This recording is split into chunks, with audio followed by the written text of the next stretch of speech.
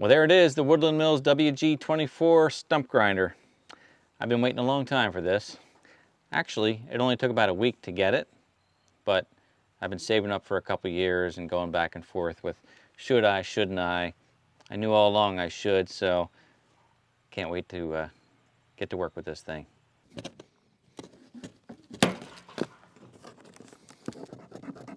You call that a knife?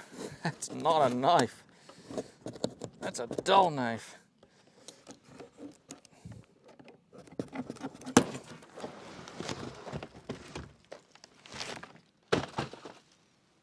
It's a beaut, Clark.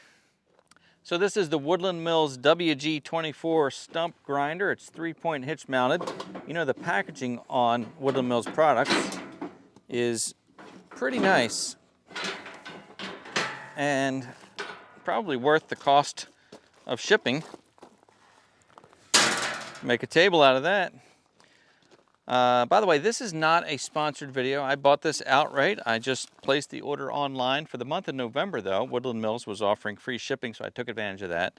So this stump grinder at this time was $23.99, and that was the total cost because there was no shipping. So I'm excited to have this, and I'm going to cut it open, and we're going to put this together. This old fishing knife is the dullest knife I could find. Sheesh.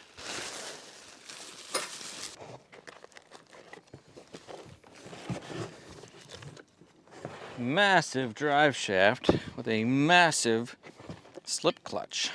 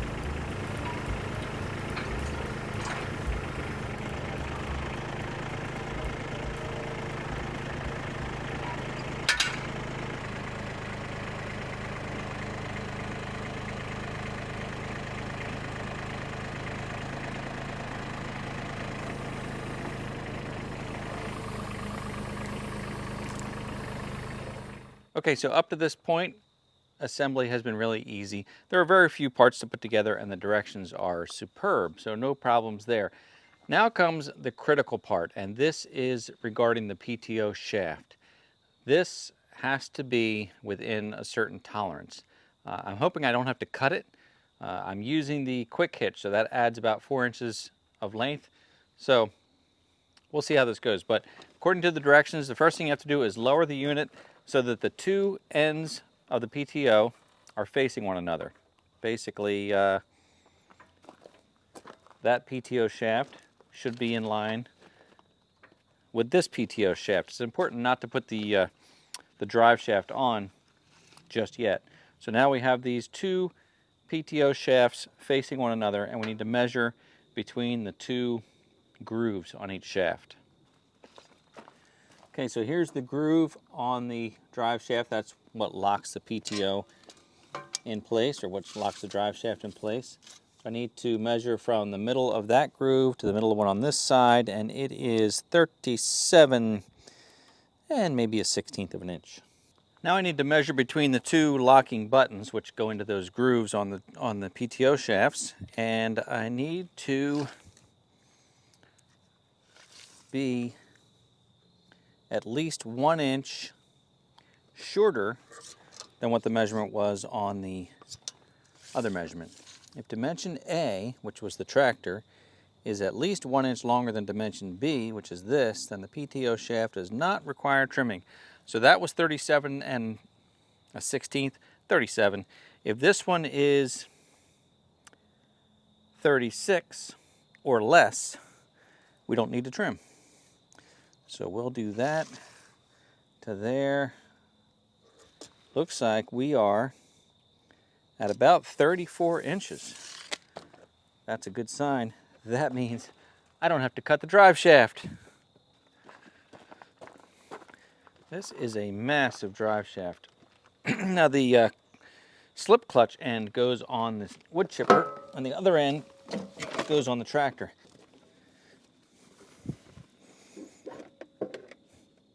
There we go.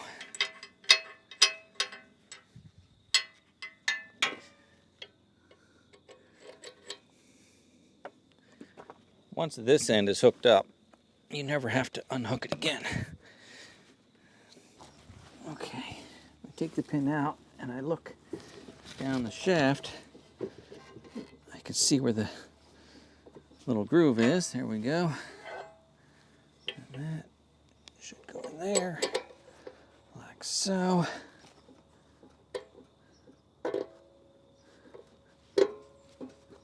That's great.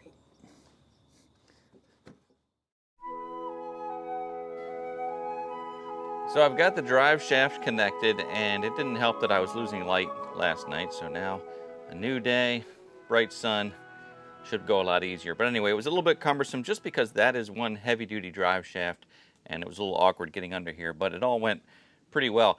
I'm really happy that I didn't have to cut the drive shaft. Not a big deal to cut it, but it's nice not to have to do it. The reason I didn't have to cut it is because I'm using the quick hitch, which adds about 4 inches to the distance between the attachment and the tractor. So mathematically, it just worked out that I don't have to cut the drive shaft. If I ever did it without the quick hitch, I'd probably have to cut the drive shaft. So that worked out really well. Now, I want to try this out so badly, but I'm trying to be a good boy here and follow the directions step by step. One part of the directions says to test out the slip clutch, that's very important. And in order to do that, you have to loosen all the springs up on the slip clutch, mark it, run it, make sure it slips, and then tighten them up to the specific specifications as outlined in the highly accurate user manual. So I am loosening these springs up, not hard to do, and will probably be worth it in the long run, maybe even the short run, to do it right. That should do it. Now we just need to put a mark on the slip clutch areas, run it, and make sure that the clutch does indeed slip. You might think you need some sort of white marker, but you'd be surprised that a black Sharpie shows up just fine on these black components. You can see I mark the lines here straight across those 3 areas. These are the 2 flanges. Those are the clutch material. And then when we run it, they should not be lined up because everything is loose at this point. Alright, I'm just going to start the tractor, engage the PTO, disengage it, let it come to a rest, engage it again, turn it off, and see that those lines are no longer lined up.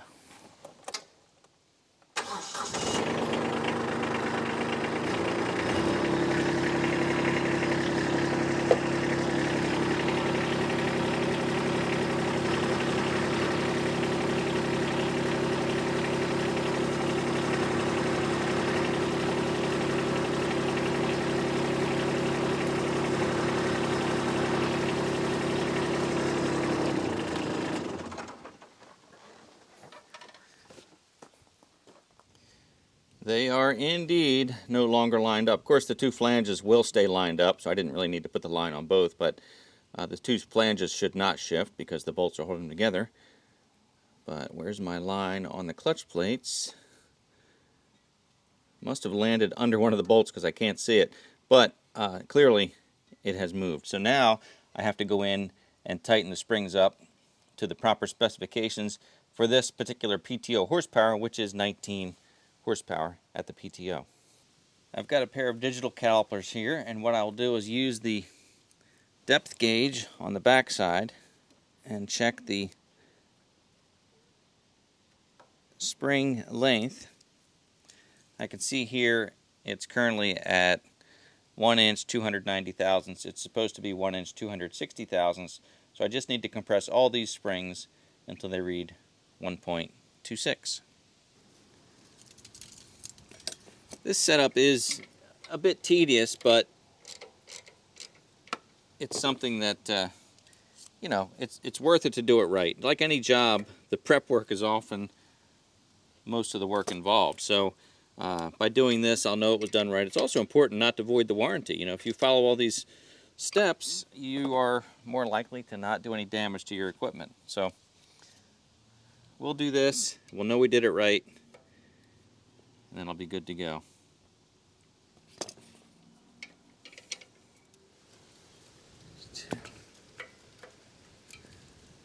All right, looks like we got it. There are 34 carbide tipped cutting teeth on this wheel. 4 of them are difficult to get to for tightening up. The directions recommend checking the torque, actually each time before you use it, but especially the first time here. So there are 4 downward facing teeth, and the nuts are inside the wheel. So they give you this wrench to use, and then you can adapt this to a torque wrench. So you can put it on like that, and then check the torque. That's actually not torqued enough. 160 foot-pounds of torque. There we go.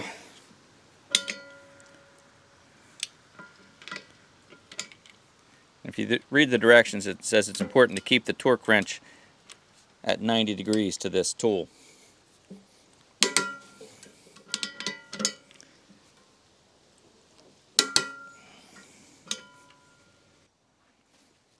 Now to torque the rest of them, I'm just going to take a breaker bar, stick it through one of these holes, lock it in,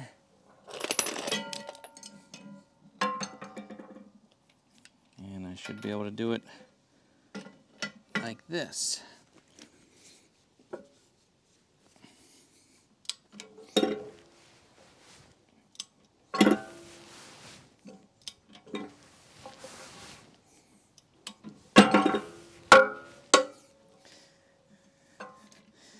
And I'll just put a mark next to each one, since there are 34 of them.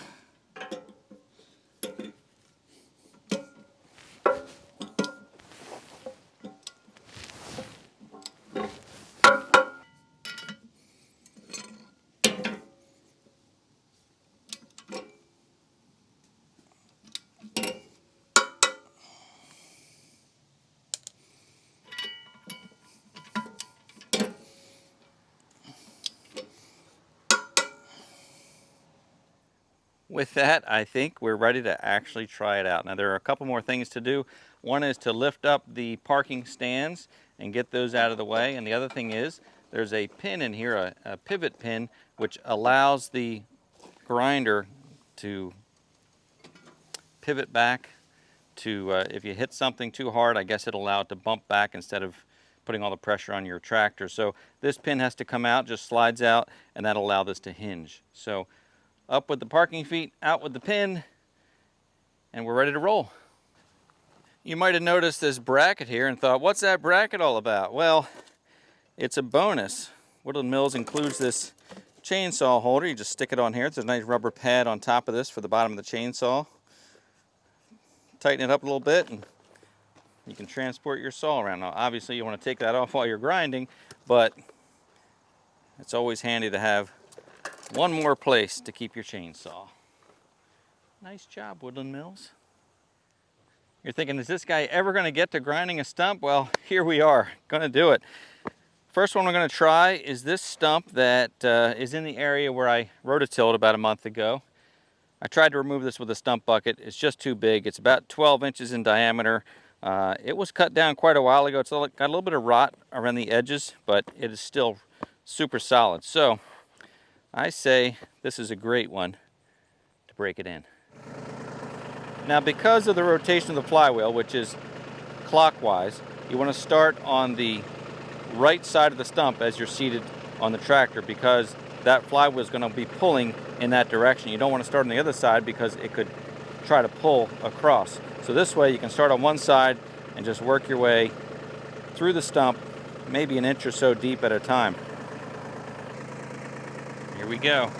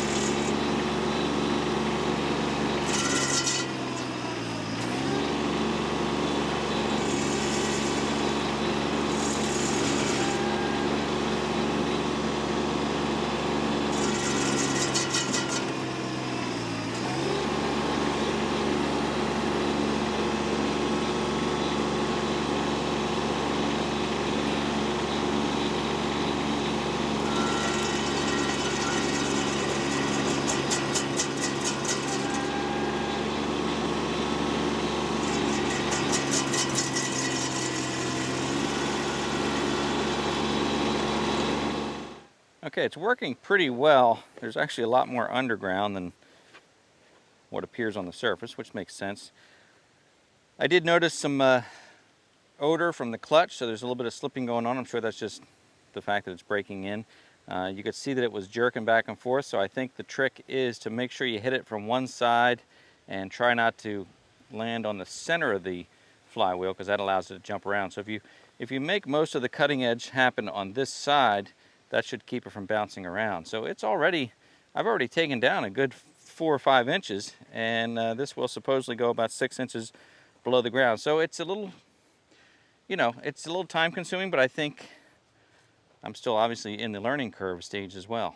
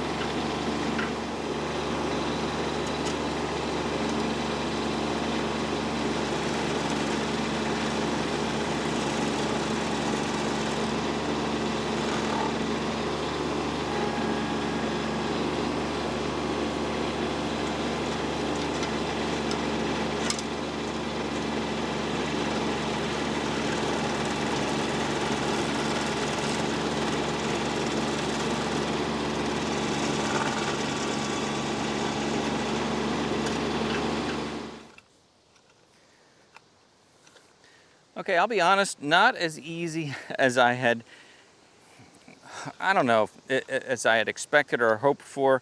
But that was my very first use. That was my maiden voyage. So a couple challenges are, number one, visibility stinks. And I've seen that from other videos that I've watched. You really can't see what's going on back there. So that's a little tough.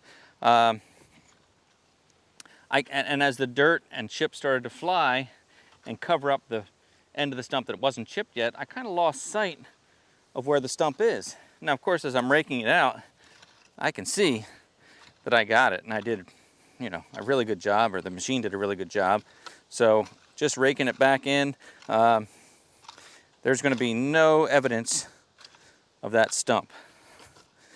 So, am I impressed? Absolutely. I mean, that stump's been sitting there for probably 8 years, I'm guessing, maybe longer. And it would probably take another decade for it to rot away. Obviously, I couldn't take it out with the stump bucket. If you had a mini excavator or a backhoe, you could do that, but what a mess you would make doing that. So this is pretty cool. I'm very excited, even though it was a little bit tricky, but what do you expect for the first time, right?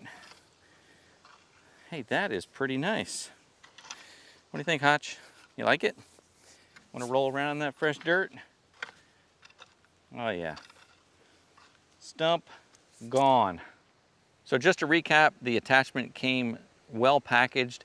Assembly is really easy. There's not much to assemble, and the instructions are super well written. So thank you, Woodland Mills, for that. Like anything, there's a bit of a learning curve, and that's okay. I think I'm going to become quite proficient with it. I kind of just thought I'm just going to drop this on the stump, it's going to grind it up. That's not the case. You know, you do need some skills, and you know, if not for that, everybody would have one, right? So it's going to take some skill building, and that's okay. I do think you would benefit from a little higher horsepower tractor. My Kubota B2601 is 25, 26 horsepower, 19 horsepower at the PTO, and it did bog down the engine more than I thought. The slip clutch engaged a few times. That may be a break-in issue there, but it didn't want to take big bites. So in my limited experience, what I found is use the controls of your 3-point hitch. Look at the number where you left off, back up, drop it down maybe a half a notch deeper, because you really can't see anything that's going on back there. You just kind of have to guess where it is, and that's you know, no fault of Woodland Mills. That's just the nature of having a 3-point attachment that's hanging off the back, and you just can't see. So visibility kind of stinks, but that's just the nature of tractors sometimes. So I think it's pretty neat that Woodland Mills provides the whole package for the hobbyist woodsman. You know, you can cut down a tree, and you can grind the stump, you can chip the branches with the wood chippers, and then you can mill the logs with your Woodland Mills sawmill. So they kind of provide everything we need for, I'm going to say the hobbyist. I'm sure there are people out there making money with this stuff, but you know, for a property where you need to do some maintenance, I think it's great. So thanks for watching. I appreciate it. I'm going to be using this a lot more because we're going to be clearing behind the barn. We're going to be clearing trails in the woods, and we want to get rid of those stumps so we don't want to trip over them.